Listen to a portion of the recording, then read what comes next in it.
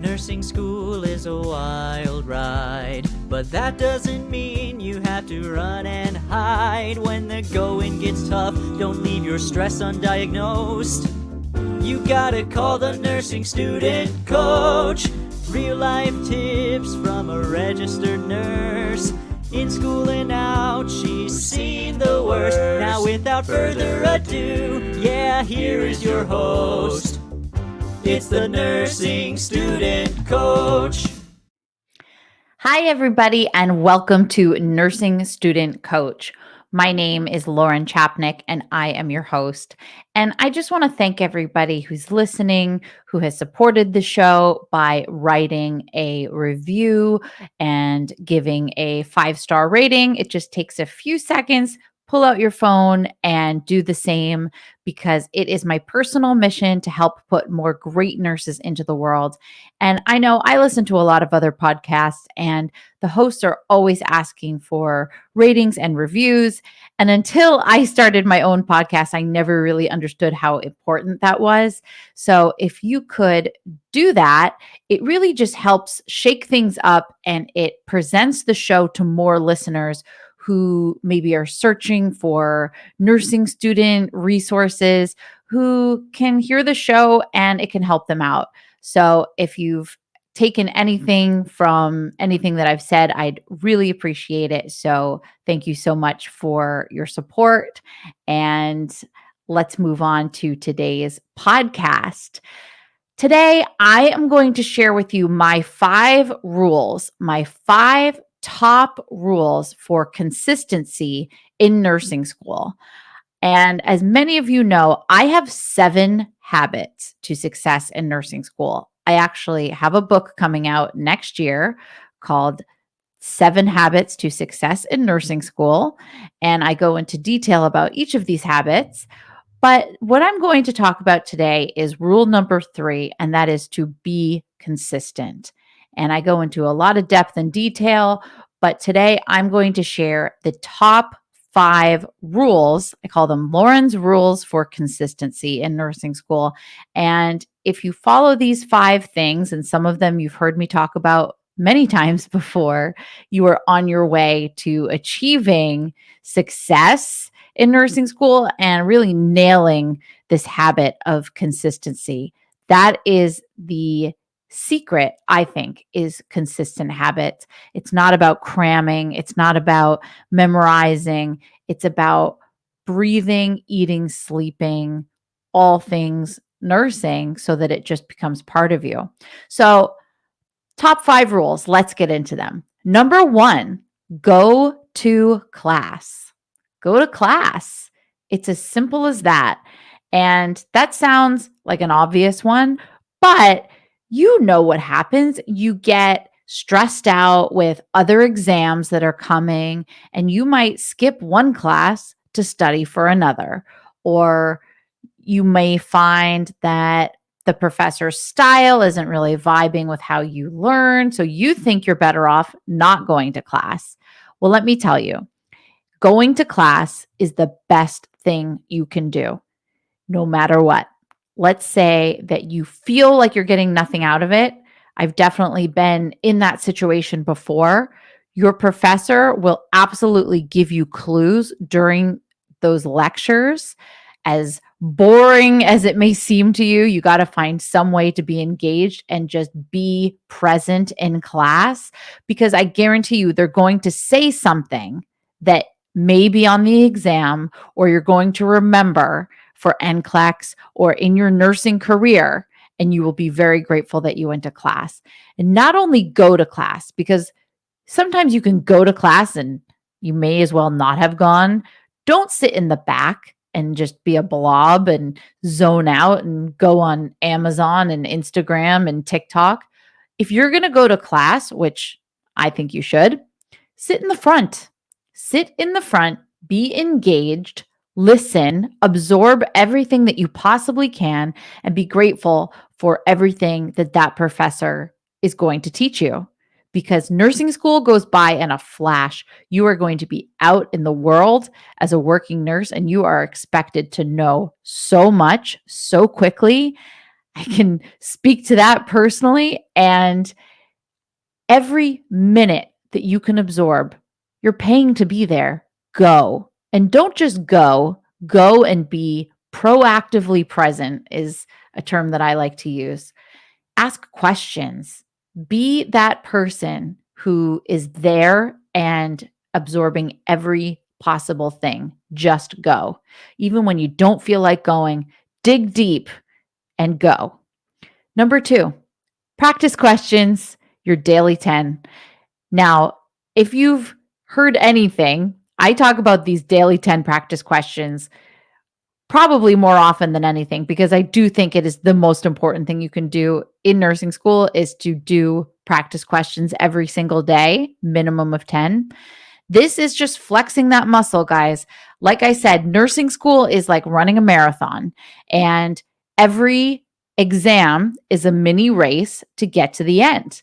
And the big race at the end is your NCLEX. And the best way to be strong and to become a seasoned trained athlete at taking these exams is to practice, so that when you get into that exam, you are a seasoned athlete. You're a pro. You're going to be nervous, but you've been there before. Do those daily practice questions no matter what. Even if you're about to get into bed and you say, "Oh, I haven't done any practice questions."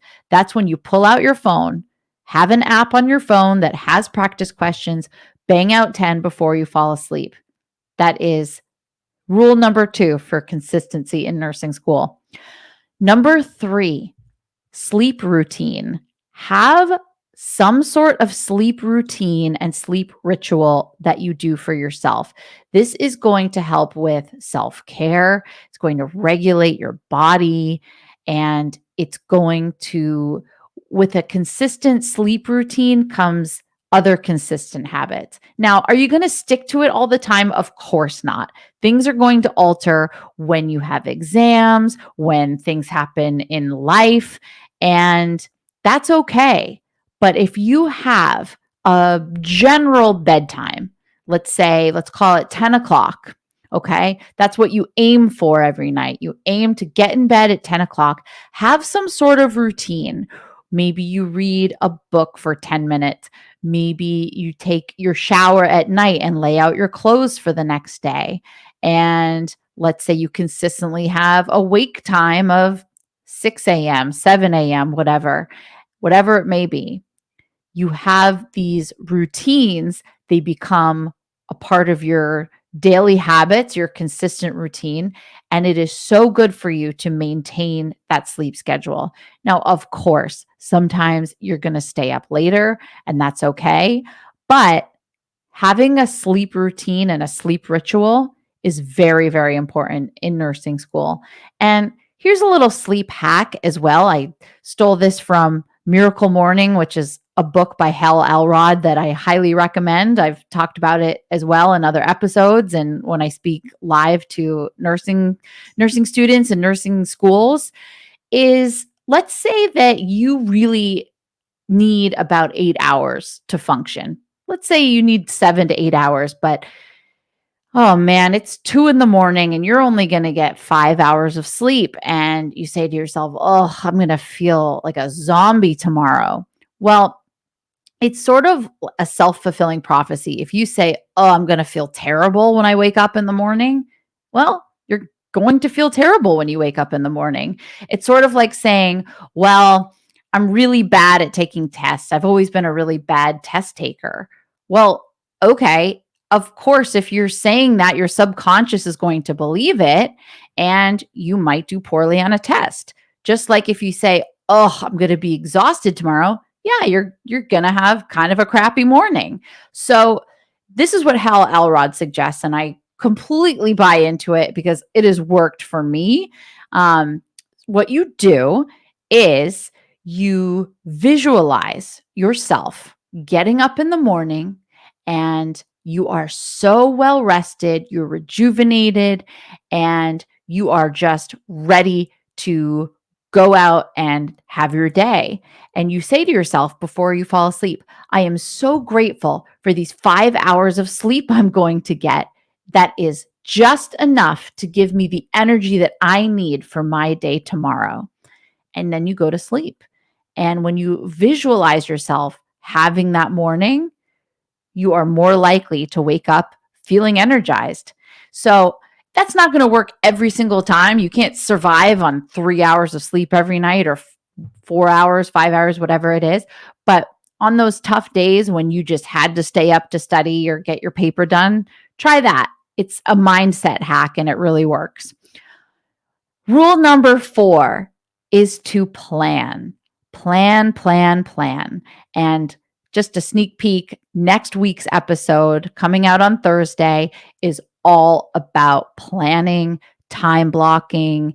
And I have an expert on who is a coach for all sorts of people, CEOs and entrepreneurs. And her specialty is planning, time blocking, how to manage your time the most effectively. So that's coming. Planning your time, knowing what you're going to do the day before is so important. It's so important when you wake up and you don't have a plan and you just say, well, I'm just going to wing it. I'll probably study pharmacology and maybe some med surge today. Well, that is not specific at all. So, what are you going to study? Are you going to study lecture 1 in pharmacology and maybe chapter 16 in med surge? And are you going to do it from 9 to 10:30? Because how many times have you found yourself saying, I've got the whole day tomorrow. I have no class. I have no clinical. I'm going to get so much done. And then it's 3:00 and nothing has gotten done. That is because you failed to plan. Planning is everything. Rule number 5 is to move your body every single day. Now, this does not have to be an elaborate workout where you go to the gym, you take a class for an hour, and then you do some weightlifting. No, if you have time for that, great. Work that into your routine. But no, I'm talking about just moving your body. Even if you're doing my 27-3 rule where you study for 27 minutes, then you get up and you move for 3 minutes, whatever it takes, whether you throw on some earbuds and listen to a podcast and take a walk on a study break, running up and down the stairs, streaming a yoga class or a Zumba class on an app that you like. I like the Obey app. Really getting your blood flowing, getting your body moving is one of the most important things you can do on a consistent basis because it's going to energize you. It's going to give you a release of dopamine, it's been called the molecule of more. It motivates you. It gives you focus and drive and really just keeps you motivated to study, and it keeps you focused when you study. So let's say you have an hour and a half. You have an hour and a half of time and you really have to study. If you spend the first just 10 minutes moving in some sort of way, getting your heart rate up, your remaining time that you have, that hour and 5 minutes, whatever it is going to be so much more productive because you moved your body, and it's going to relieve stress. It's going to increase serotonin, which is going to help you sleep, which is going to make you more focused and more productive. It is so beneficial in so many ways, and you do not need to commit any more than 10 to 15 minutes a day. That is it. It is so much easier than you think. It does not have to be a crazy routine. I know so many people say, oh, I used to work out, but then I came to nursing school and I didn't have time. It's not, you have limited time, but you have to plan your time more effectively, and you're going to have to adapt. Whatever you were doing before, you have to adapt, throw it out, find a new routine. That's your new normal. Literally anything where you are physically moving is going to relieve so much stress, and it's going to make you so much more focused and productive when you study. So quick recap, guys. Number 1, go to class. Number 2, do your practice questions. 3, have a sleep routine and a sleep ritual. 4, plan. 5, move your body. That's going to do it for today. Thank you so much for listening. And as always, it is my personal mission to help put more great nurses into the world. And you can go to nursingstudentcoach.com to join our mailing list. And as a reminder, next week on Thursday, brand new episode featuring guest Jerry Anathan, who is a peak performance coach. She is going to be talking to us about planning and using your time more effectively, working smarter, not harder. It's a great conversation that we're going to have. I so look forward to it. And I have a new product coming out next week, and I will tell you all about that. Until next time, guys, have an amazing day. Thank you so much. Bye-bye. Thanks for tuning in to the Nursing Student Coach Podcast.